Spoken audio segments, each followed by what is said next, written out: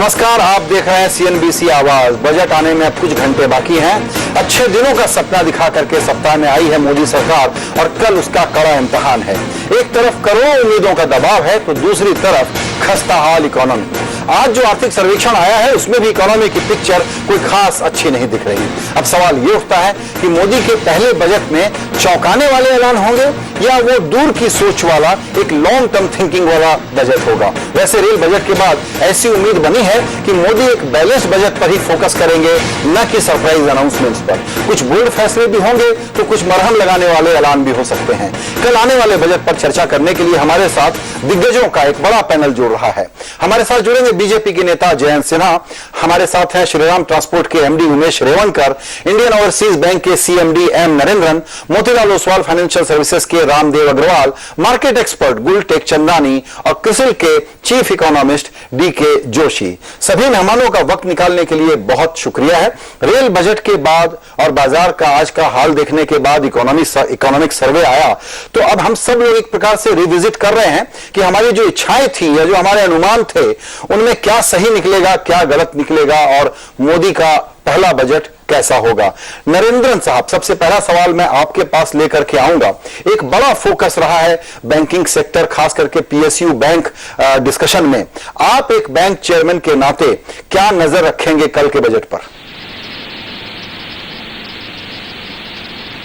बहुत सारा ऐसा मैन्युफैक्चरिंग सेक्टर का रिवाइवल का, दूसरा इन्फ्लेशन और इंफ्रास्ट्रक्चर रिलेटेड इशू को उन्होंने फोकस करते, उसको पहले का क्या तकलीफ था उसको सब निकालने के लिए और दूसरा फोकस देके उसके लिए भारी ग्रोथ को लाने के लिए उसके बारे में भी फोकस रहेगा। तो ओवरऑल हमारा इंडस्ट्रियल ग्रोथ वो बहुत कम था, उसको रिवाइवल जरूर आ जाएगा। उसका तरफ से बैंक का क्रेडिट टू जीडीपी रेशियो उसके लिए बहुत कनेक्टेड है। तो अभी तक हमारा क्रेडिट बहुत लो लेवल में चलता था, आगे थोड़ा 18-20% और इवन उससे ज्यादा भी क्रेडिट ग्रोथ होने का चांस है। तो उसमें मैन्युफैक्चरिंग और इंफ्रास्ट्रक्चर सेक्टर का काफी योगदान है। उसके अलावा ऑफ कोर्स आज का दिन में एग्रीकल्चर में बहुत सारा सप्लाई चेन मैनेजमेंट और creation of more warehouses और distribution of produce to the urban areas और ग्रेटर एम्प्लॉयमेंट इन एग्रीकल्चर, उसका बारे में बहुत, और even food processing such industry को बहुत फोकस आएगा। उसका से भी हमारे लिए एग्रीकल्चर ग्रोथ में अच्छा काफी रहेगा। बिल्कुल, आपने सारे अच्छे पॉइंट गिनाए हैं। एग्रीकल्चर पर भी फोकस रहेगा जिस पर आमतौर पर हम लोग कम चर्चा करते हैं। लेकिन एक सवाल और आपसे, वो ये कि पीएसयू बैंक, हम मानते हैं कि हमारी पूरी इकोनॉमी की एक तरह से बैकबोन है, अगर तो इनको रिकैपिटलाइज करना दूसरा इशू है। कितना पैसा सरकार बजट के जरिए दे पाएगी या कहेगी कि आप दूसरे तरीकों से पैसे उठाएं। और साथ में एक सवाल ये भी सबसे बड़ा कि इकोनॉमिक सर्वे खुद कह रहा है कि इंटरेस्ट रेट कम होने के आसार अभी नहीं है। तो ऐसे में क्रेडिट ग्रोथ का आंकड़ा आप जो दे रहे हैं वो थोड़ा एम्बिशियस नहीं है? हाँ, तो आपने बताया था, दो इश्यू बताया था। क्रेडिट ग्रोथ के लिए भी हमारा काफी कैपिटल रहना जरूरी है, लेकिन हमारा इकोनॉमी रिवाइवल होने से हमारा इंटरनल प्रॉफिटेबिलिटी भी बढ़ जाएगा। अभी तक हमारा एसेट क्वालिटी का इशू था, अलॉन्ग विद अभी रिसेंटली सर्वे में भी उन्होंने एक 4-5 industry which are get affected, उसमें भी अभी काफी इंप्रूवमेंट होने से, वो इंडस्ट्री रिलेटेड प्रॉब्लम सॉल्व होने से हमारा एसेट क्वालिटी का क्या एनपीए ज्यादा है वो भी कम हो जाएगा, थोड़ा रिकवरी का मैकेनिज्म भी ज्यादा इंप्रूव हो जाएगा। तो इंटरनल अर्निंग से, उसके अलावा आज के दिन में आप देखते हैं कैपिटल मार्केट में भी अच्छा इंप्रूवमेंट आया। तो हम सब बैंक है ना क्वालिफाइड इंस्टीट्यूशनल प्लेसमेंट के लिए अभी इमीडिएट सोचते हैं, उससे थोड़ा हमारा जैसा बैंक को किसका गवर्नमेंट होल्डिंग अभी ज्यादा है उसको थोड़ा हम कम ला सकते हैं, उससे हम पब्लिक जाके क्यूआईपी में लेंगे। आगे हम ऐसे ही राइट इश्यू लाने का भी सोचते हैं। तो ये साल का कैपिटल तो जरूर हमको ये अभी गवर्नमेंट है, पिछले वो इंटरिम बजट में 11,000 से ज्यादा उन्होंने प्रोवाइड किया है, लेकिन ये साल के लिए उसका तरफ से उनका गवर्नमेंट से कितना आता है, दूसरा हम ये तरीके से लिया तो आगे पब्लिक सेक्टर बड़ा डिसइन्वेस्टमेंट और इन्होंने कोई अच्छा थोड़ा लॉन्ग टर्म सरप्लस आए उससे एक आगे बैंक के लिए देने के लिए अब उन्होंने कैपिटल को भी एलोकेट अभी ज्यादा करेंगे। लेकिन सभी बैंक उनको ऊपर ज्यादा सपोर्ट बिने जी। गवर्नमेंट से, हमारा ऊपर ही डेवलपमेंट काम करके हम हमारा कैपिटल को मार्केट से लेने से अच्छा है। बिल्कुल बिल्कुल। Yes. आइए रामदेव अग्रवाल साहब को शामिल करते हैं। रामदेव जी, रेल बजट के बाद लगा कि जिस प्रकार के एक ट्रेडिशनल तरीके से हम बजट को देखते हैं कि उस दिन ही सबसे बड़े अनाउंसमेंट कर दिए जाएं, बड़ी हेडलाइंस ले ली जाएं, शायद उन सरकारों के लिए जरूरी होता था जो ज्यादा काम नहीं करती थी। क्या मोदी जी ऐसा सोच रहे हैं, उनकी सरकार ऐसा सोच रही है कि हम लगातार काम कर रहे हैं और बजट एक अकेला मौका नहीं है जहां हमको सब बड़े अनाउंसमेंट करना है, इसलिए कल के बारे में इसको बहुत रिवोल्यूशनरी बोलना, बहुत रेडिकल बोलना, बहुत सरप्राइज की बात करना, बिग बैंग की बात करना, शायद हम लोग ओवर एक्सपेक्ट कर रहे हैं?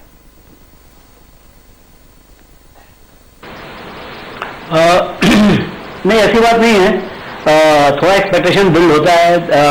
ट्रेडिशनली बजट डॉक्यूमेंट जो है वो एक ऐसा माहौल होता है, एक ऐसा मौका होता है जिसमें आप काफ़ी इकोनॉमिक मैटर्स के ऊपर बातचीत कर सकते हैं। पर्टिकुलरली रिफॉर्म्स जैसे चालू होते हैं, बड़े रिफॉर्म्स के जो बड़े इंटेंशंस होते हैं वो कल बातचीत हो सकती है, because numbers could be limited, financially constrained है, फिस्कल डेफिसिट वगैरह प्रॉब्लम है, तो रेवेन्यू का कंस्ट्रेंट्स है। लेकिन apart from the numbers, I think जो आज जो बिग विजन जो है कि अगले 5 साल में क्या होना है और कैसे होना है और क्या क्या प्रोजेक्ट्स लेंगे। जैसे आप देखिए even railway budget, I think railway budget was not important at all. पहले कोई उतना ध्यान नहीं देता था, लेकिन उसमें जो उन्होंने बात किया है कि सबसे विश्व में सबसे बड़ा railway freight company, freight company billion plus kind of tons per annum, तो ये टाइप का जो ऑब्जेक्टिव जो है, या आप 60,000 करोड़ का बुलेट ट्रेन का प्रोजेक्ट लेंगे, स्पीड बढ़ाएंगे पूरा। कल जब मैं पूरा 1 घंटा सुना तो एक बात मेरे को समझ में आया कि यदि आपका गुड्स ट्रेन 25 किलोमीटर की स्पीड से चलता है, पैसेंजर ट्रेन 30, 35, 40 किलोमीटर की स्पीड से चलता है, यदि आप 2 लाख करोड़ रुपए खर्च करके यदि अगले 5 साल में यदि पूरे सिस्टम की स्पीड यदि डबल कर सकें आप, तो आपको पूरा कैपेसिटी डबल हो जाएगा और पूरा कॉस्ट जो है for the economy will come down by 10, 15, 20%, it will be anti inflationary. जी। सो ये सब चीज पॉसिबल है, मतलब ये कोई इम्पॉसिबिलिटी भी नहीं है जी। तो ऐसा विजन आता है, ऐसा लगता है कि जनरल बजट में भी for the economy as a whole, क्योंकि रेलवे बजट का एक पर्टिकुलर सेक्टर का है, लेकिन जो आपका जो जनरल बजट होता है that is for the entire economy. तो वहां पर जो उनके जो बड़े इरादे हैं, चाहे वो टैक्सेशन में हो, चाहे रिफॉर्म्स में हो, सब्सिडीज में हो, कैपेक्स हो, इन्वेस्टमेंट साइकिल हो, उसमें उन मुद्दों में उनके विजन की बहुत इंपॉर्टेंट होगी। जी बिल्कुल। गुलटेज चंदानी साहब, आपसे भी मैं यही सवाल पूछूंगा कि जैसे रेल बजट आया या आज जो इकोनॉमिक सर्वे का टोन है जिसमें बताया गया है कि इन्फ्लेशन जल्दी कंटेन नहीं होगा, फिस्कल डेफिसिट के नंबर बढ़ने जा रहे हैं और सब्सिडी को रैशनलाइज किया जाएगा, काटा नहीं जाएगा, जब ऐसी जुबान सुनते हैं और रेल बजट के बाद जिस तरह से बाजार गिरा था, उसको देखते हुए बाजार दरअसल इन सारी बातों को रिसीव कैसे कर रहा है, अपने लिए क्या मैसेज देख रहा है? First of all, Sanjay, it's not correct to link rail budget to the market.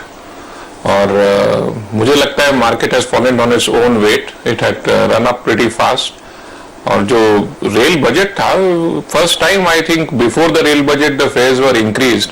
And I think in 10 years, first time अगर fare increase होता है, that itself is big move forward. And it also opening up the railways for FDI, talking about making it more sustainable. You know, linen being changed every day. Ji. Or you know having fast trains. All these we had not thought of. You only see that when you go abroad. तो अगर ये यहाँ पे हो जाता है, तो necessarily for smaller distances, as they have themselves said, people would prefer to go to Ahmedabad overnight in a bullet train if it takes 4-5 hours to get you there, or for little less time. Ji ji. So I think this budget, what you are expecting, I am expecting it to be balanced and bold, because ultimately all along they have been saying that our policies will be stable. So if there's a policy which they kind of lay it out, hopefully it will be stable. And the most important thing is that the retrospective taxes, अगर उनको वो बिल्कुल ही cancel कर देते हैं, वो उस income tax act के अंदर उसको पूरा रद्द कर देते हैं, और काफी सारी चीजें टैक्सेस में जिस तरह से डिमांड्स हैं शायद नहीं मीट होगी पूरी, पर जैसे आज इकोनॉमिक टाइम्स की हेडलाइन थी कि they might start an investment development fund once again, जी, and things like that, and it doesn't require a great genius to be. What had happened is that unfortunately our previous government was sleeping on the wheel. Correct. Now you have a guy who's committed to the nation. That's about the only difference, and I think that's a big difference. बिल्कुल। गुल, आपने दोनों last के जो point कहे बड़े important है, उसको थोड़ा बढ़ाना चाहूंगा।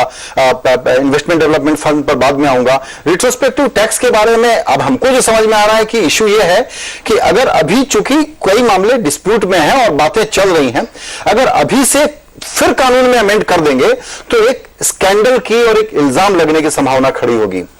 क्या यह जरूरी है कि निवेशक को तभी अच्छा लगेगा जब एक्ट में बदलाव की बात कही जाए, और आप लोग इस पर नहीं मानेंगे अगर कल वित्त मंत्री साफ साफ आश्वासन दे दें कि आगे इस तरह के मामले नहीं होंगे और एक्ट में बदलाव अभी करने का ऐलान न करें, तो क्या इसको नेगेटिव माना जाएगा? No, that's a very confusing statement that you are making, Sanjay. But अगर वो बोलते हैं आगे ऐसा रेट्रोस्पेक्टिव टैक्स नहीं होगा और पीछे के मैटर्स को हम सेटल कर देंगे, which means if you look at the Vodafone issue, Supreme Court decided that in the favor of the assessee, and then you put penalties on that and wanted to collect tax. I mean, that's horrendous. Nobody will want to come and invest in a country where if the courts of the country have given it in the favor of SSE and then the government does something like that, obviously there would be a hue and cry, and that is what I think has to be set right.